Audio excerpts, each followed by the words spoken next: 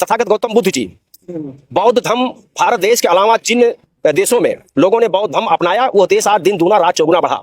जब बहुजन समाज के लोग, बहुजन समाज पार्टी के लोग, बहुजन समाज पार्टी के संस्थापक मान्यवर साहब कांसीराम जी, आदरणीय बहन कुमारी मायावती जी ने बहुजन समाज पार्टी के कार्यकर्ताओं को गांव-गांव भेज करके जब तथागत गौतम बुद्ध जी की विचारधारा को फैलाने का काम किया और जब बहुजन समाज के लोग नारा लगाना शुरू कर दिए तो तथाकथित लोग अब तथागत गौतम बुद्ध जी को कहते हैं कि विष्णु के छठे अवतार हैं। तो ये तो हमारे बहुजन समाज के जो भी संत गुरु महापुरुष थे तो इनको फिर अपने में मिलाने का काम करते हैं, बहुजन समाज के इतिहास को मिटाने का काम करते हैं। लेकिन उनके कहने से कुछ होने वाला नहीं है। भारत देश का नौजवान पढ़ा लिखा है, आज टेक्निकल युग है और वो सोशल मीडिया के माध्यम से इनका जवाब बहुजन समाज का नौजवान दे रहा है। बहुजन इस भारत देश के संविधान निर्माता बाबा साहब अम्बेडकर थे और संविधान सभा में आसानी के साथ इनको चुनने नहीं देने दिया गया था। बड़ी मेहनत के बाद बाबा साहब को संविधान में जाने का मौका मिला। बड़ी मशक्कत के बाद बाबा साहब अम्बेडकर ने दुनिया के कई देशों। जब भी मैं शुभम और आप देख रहे हैं बहुजन आज सुल्तानपुर में बहुजन समाज पार्टी की बैठक थी जिसमें अयोध्या मंडल के कोऑर्डिनेटर दिलीप कुमार बिमल जी आए थे। इनसे बातचीत करेंगे और जानेंगे किस तरह की बैठक थी और किस तरह का निर्णय लिया गया, आगामी चुनाव को लेकर भी क्या रणनीति है बहुजन समाज पार्टी के पूरे मामले को लेकर। सबसे पहले आज किस तरह की बैठक थी और क्या जो है निर्धारित किया गया। माननीय बहन जी के निर्देश पर पिछले अप्रैल माह से पूरे प्रदेश में पोलिंग सेक्टर कमेटी की गठन का कार्य चल रहा है। हर 10 दिन में हमारे साथी कितना पोलिंग बूथ कमेटी गठन किए हैं बैठ करके उस पे हम लोग बात करते हैं और फिर अगले 10 दिन में किस किस सेक्टर में जा करके पोलिंग बूथ कमेटी का गठन करेंगे वो उस पर साथियों से को काम सौंपा जाता है। उसी सिलसिले में आज हम और हमारे दूसरे साथी जो अयोध्या मंडल के प्रभारी हैं श्री दयाराम राजभर जी, जिले के प्रभारी आदरणीय श्री छोटेलाल मौर्य जी, जिलाध्यक्ष श्री सुरेश कुमार गौतम जी, हम सब लोग 3 विधानसभाओं में अब तक होकर के 4 विधानसभा हम लोगों की आज कंप्लीट हुई है। 5वीं विधानसभा में जा रहा हूं। सेक्टर पोलिंग बूथ कमेटी का गठन का कार्य पूरे प्रदेश में चल रहा है और ये अनवरत जब तक गठित नहीं हो जाएगा तब तक ये काम चलता रहेगा। इसमें रिपोर्ट, प्रोग्रेस रिपोर्ट क्या है अभी तक? पूरे सुल्तानपुर जनपद ही नहीं, अयोध्या मंडल में हमारे साथी 25 विधानसभा क्षेत्र हैं। सभी 25 विधानसभा क्षेत्रों में बहुजन समाज पार्टी के सभी पदाधिकारी साथी, पूर्व के साथी, जिम्मेदार साथी पूरी ईमानदारी निष्ठा के साथ पोलिंग बूथ कमेटी ईमानदारी से बना रहे हैं और निश्चित तौर पे इसी कमेटी के बल पर हम आने वाले 2027 में विधानसभा का चुनाव और उससे पहले पंचायत का चुनाव बहुजन समाज पार्टी लड़ करके और अपना झंडा ऊंचा करने का काम करेगी। बहुजन समाज पार्टी इस बार जो है किन मुद्दों के साथ में प्रमुखता से लड़ने का काम करेगी? जैसे कि अभी देख रहे हैं हाल फिलहाल में बेरोजगारी का मुद्दा जिस तरह से आ रहा है, नौकरियों को लेकर के, और एक हाल फिलहाल में एक और मुद्दा आया है स्कूल के मर्जीकरण को लेकर के 5000 विद्यालय मर्ज किए जा रहे हैं, क्या कहें? देखिए, इतने मुद्दे हैं कि अगर मुद्दों को देखा जाए तो उस पे घंटे 2 घंटे डिबेट करिए। इस सरकार में केंद्र और प्रदेश की जो डबल इंजन की सरकार है हर मुद्दे पर पूर्ण रूप से फेल हो चुकी है। चाहे किसान हो, छात्र हो, नौजवान हो, व्यापारी हो, कोई ऐसा तबका भारत का नहीं है और खासतौर से उत्तर प्रदेश का जो अपने आप को ठगा सा महसूस नहीं कर रहा है। बहुजन समाज पार्टी इन सभी मुद्दों के साथ साथ, चूंकि बहुजन समाज पार्टी राजनीतिक दल के साथ साथ एक विचारधारा है, इसलिए बहुजन समाज पार्टी का जो सिद्धांत है, जो हमारी चाहत है कि हम परम पूज्य बाबा साहब डॉक्टर भीमराव अंबेडकर जी के द्वारा बनाए गए संविधान को भारत देश में हम पूर्ण रूप से लागू करें और जिस दिन बाबा साहब डॉक्टर भीमराव अंबेडकर जी का भारत का संविधान लागू हो जाए भारत में, निश्चित तौर पे 10 साल में इस देश में समता मूलक समाज की स्थापना हो जाएगी। यही काम को करने के लिए मान्यवर मसीहा साहब कांसीराम जी ने और आदरणीय बहन जी ने बहुजन समाज पार्टी बनाई और बहुजन समाज पार्टी का एक ही मात्र मकसद है कि भारत देश में समता मूलक समाज की स्थापना करना। लगने के लिए इतनी बहुत सारी समस्याएं में आप क्या कहना चाहिए?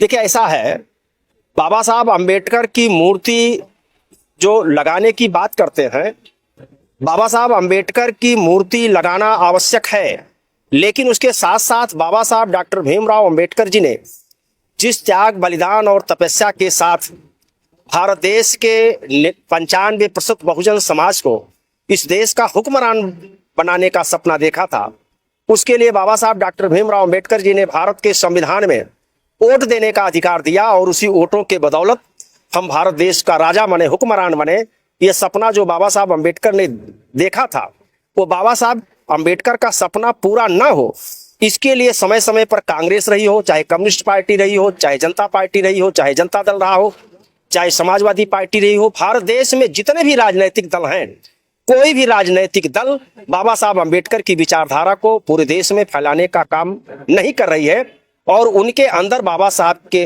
प्रति नफरत है। उसका जीता जागता उदाहरण है कि बाबा साहब डॉक्टर भीमराव अम्बेडकर जी का बनाया हुआ संविधान भारत देश की आजादी के इतने लंबे समय बीत जाने के बाद भी अभी तक भारत देश में लागू नहीं हुआ। जिस दिन बाबा साहब अम्बेडकर का बनाया हुआ संविधान भारत में लागू हो जाए तो 10 वर्षों के अंदर इस देश में समता मूलक समाज की स्थापना हो जाएगी। और ये जैसा लोग कहते हैं कि किसी जमाने में भारत सोने की चिड़िया कही जाती थी, फिर वही दिन भारत में रहने वाले गरीब समाज को देखने का मौका मिलेगा। बाबा साहब की प्रतिमा का विरोध करना क्या अम्बेडकर को मिटाने की एक साजिश है या नहीं?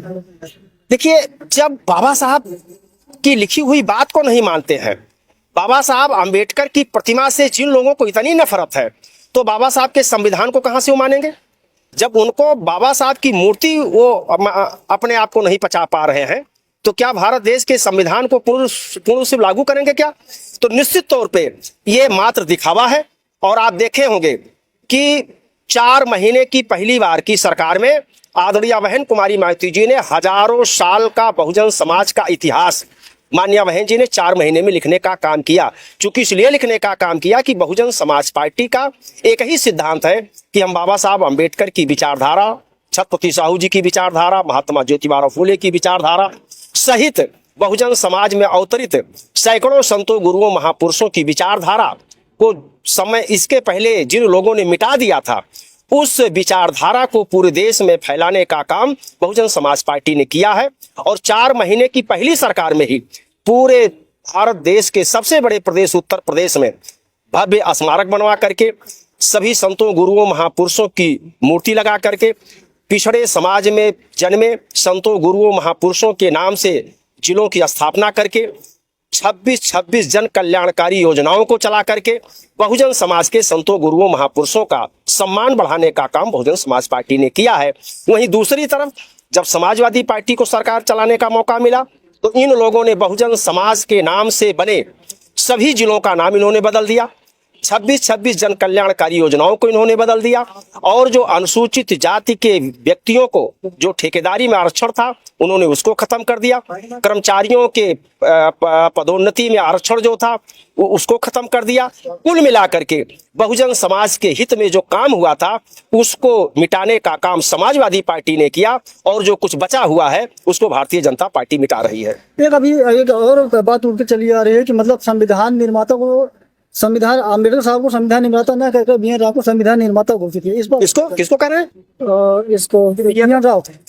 देखिए, ऐसा है भाई, जैसे तथागत गौतम बुद्ध जी बौद्ध धर्म भारत देश के अलावा जिन देशों में लोगों ने बौद्ध धर्म अपनाया वो देश आज दिन दूना रात चौगुना बढ़ा।